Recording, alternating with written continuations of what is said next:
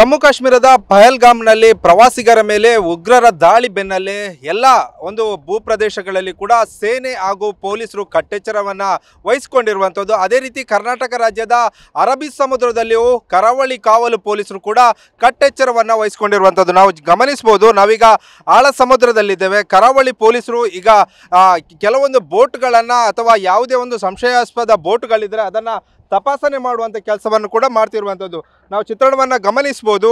ನಾವೀಗ ಇರುವಂಥದ್ದು ಗಂಗೊಳ್ಳಿ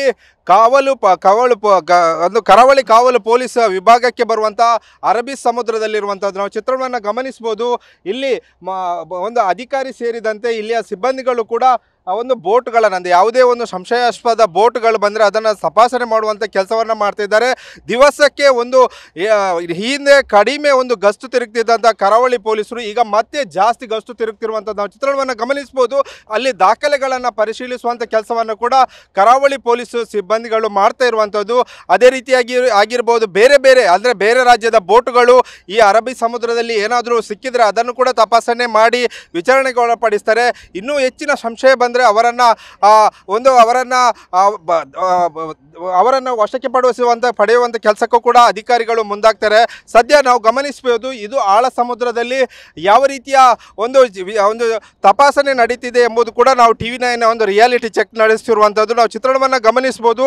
ಇದು ಕರಾವಳಿ ಕಾವಲು ಪೊಲೀಸರು ನಡೆಸ್ತಿರುವಂಥ ಒಂದು ತಪಾಸಣೆ. ಅದೇ ರೀತಿಯಾಗಿ ಜಮ್ಮು ಕಾಶ್ಮೀರ ಭಾಗದಲ್ಲಿ ಸೇನಾ ಸಿಬ್ಬಂದಿಗಳು ಏನು ತಪಾಸಣೆ ನಡೆಸ್ತಿದ್ದಾರೆ, ಆದರೆ ಕರಾವಳಿ ಭಾಗದಲ್ಲಿ ಕೂಡ ಈಗ ಎಚ್ಚರಿಕೆ ಎಂದು ಇರಲು ಕೂಡ ಗೃಹ ಇಲಾಖೆ ಸೂಚನೆ ಕೊಟ್ಟಿರುವ ಹಿನ್ನೆಲೆಯಲ್ಲಿ ರಾಜ್ಯದ ಕರಾವಳಿ ಕಾವಲು ಪೊಲೀಸರು ಕೂಡ ಈಗ ಗಸ್ತು ತಿರುಗ್ತಿರುವಂಥದ್ದು. ದಿನಕ್ಕೆ ಸುಮಾರು 8 ರಿಂದ 9 ಬಾರಿ ಗಸ್ತು ತಿರುಗುವಂಥ ಕೆಲಸಕ್ಕೆ ಕೂಡ ಆಗ್ತಿರುವಂಥದ್ದು. ಅದೇ ರೀತಿಯಾಗಿ ಉಡುಪಿ ಜಿಲ್ಲಾ ಕರಾವಳಿ ಪೊಲೀಸ್ನ SP ಆಗಿರುವಂಥ ಮಿಥುನ್ ಅವರ ನೇತೃತ್ವದಲ್ಲಿ ಈ ಗಸ್ತು ಕಾರ್ಯ ಕೂಡ ನಡೀತಿರುವಂಥದ್ದು. ಸದ್ಯ ಈಗ ಗಂಗೊಳ್ಳಿ ಭಾಗದ ಅಧಿಕಾರಿಯಾಗಿರುವಂಥ ಮುಕ್ತಾ ಮೇಡಮ್ ಅವರ ನೇತೃತ್ವದಲ್ಲಿ ಈಗ ಗಂಗೊಳ್ಳಿ ಭಾಗದಲ್ಲಿ ಈಗ ಗಸ್ತು ತಿರುಗುವಂಥ ಕೆಲಸ ಕೂಡ ನಡೀತಿರುವಂಥದ್ದು.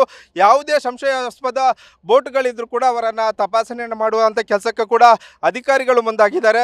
ಇನ್ನೂ ಹೆಚ್ಚಿನ ಸಂಶಯ ಬಂದರೆ ಅವರನ್ನು ವಶಕ್ಕೆ ಪಡೆಯುವಂಥ ಕೆಲಸಕ್ಕೂ ಕೂಡ ಅಧಿಕಾರಿಗಳು ಮುಂದಾಗ್ತಾರೆ. ಸದ್ಯ ಇದು ಒಂದು ಅರಬ್ಬಿ ಸಮುದ್ರದಲ್ಲಿ ಕರಾವಳಿ ಪೊಲೀಸ್ ಸಿಬ್ಬಂದಿಗಳು ನಡೆಸ್ತಿರುವಂಥ ಕಾರ್ಯಾಚರಣೆ.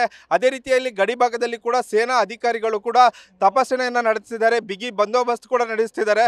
ಆದರೆ ಕರಾವಳಿ ಭಾಗದಲ್ಲೂ ಕೂಡ ಎಚ್ಚರಿಕೆಯಿಂದ ಇರಲು ಗೃಹ ಇಲಾಖೆ ಸೂಚನೆ ಕೊಟ್ಟಿರುವ ಹಿನ್ನೆಲೆಯಲ್ಲಿ ಕರಾವಳಿ ಪೊಲೀಸರು ಕೂಡ ತುಂಬಾನೇ ಆಕ್ಟಿವ್ ಆಗಿ ತಮ್ಮ ಕೆಲಸವನ್ನು ಕೂಡ ಮಾಡ್ತಿರುವಂಥದ್ದು. ಕ್ಯಾಮ್ರಾಮ್ಯಾನ್ ರಾಮ್ ಜೊತೆ ಪ್ರಜ್ವಲ್ ಅಮೀನ್ TV9 ಉಡುಪಿ.